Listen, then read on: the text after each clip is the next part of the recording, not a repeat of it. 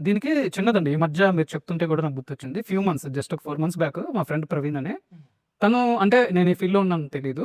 ఎప్పుడో సమ్‌వేర్ కలిసినప్పుడు మాటల సందర్భంలో నాకు ఈ మధ్య ఒక 14,000 పోయాయన్నారు. ఏంటి అంటే సంథింగ్ ఇలానే తన ఊరమ్మాయి ఎవరో ఇన్‌స్టాగ్రామ్‌లో ఇట్లా మనీ వచ్చాయని పెట్టిందంట. అది చూసి తను దాంట్లో జాయిన్ అయ్యాడంట. జాయిన్ అయితే దాంట్లో కోర్స్ ఉంది. 14,000 పెట్టి కోర్స్ కొన్నాడు. బట్ తనకి అసలు డిజిటల్ మార్కెటింగ్ అంటే ఏంటో తెలీదు. సరే ఆ కోర్స్ అయినా వాలిడ్‌గా ఉంటే వాలిడ్‌గా లేదు. అయితే నేను అడిగాను. మరి ఎళ్లి అడగొచ్చు కదా! అంటే లేదు తెలిసిన వాళ్ళే అన్నారు.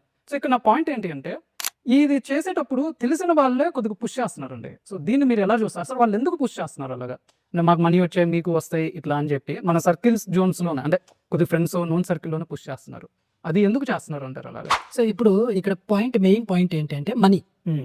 ఓకే. ఇక్కడ వీళ్ళెందుకు పుష్ చేస్తారు అనంటే, ఇప్పుడు ఇంకొక పర్సన్‌కి నేను అమ్మితేనే నాకు ఆ కమిషన్ అనేది వస్తుంది అని అంటారు కదా! సో, ఇప్పుడు ఆ కమిషన్ వచ్చేది కరెక్టే.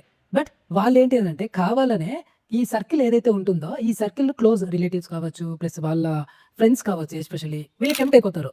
అరే! ఇప్పుడు మీరు చెప్పారు కదా! మీ ప్రవీణ్‌కి, ఆ ప్రవీణ్‌కి కూడా మనీ అయితే పోయినాయి.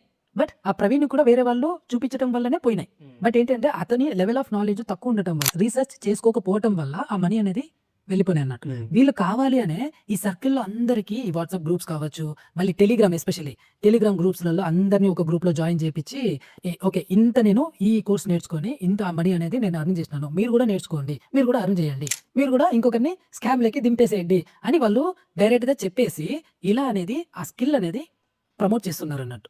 దీనివల్ల చాలా మంది ఇబ్బందులైతే ఊరుకుంటున్నారు.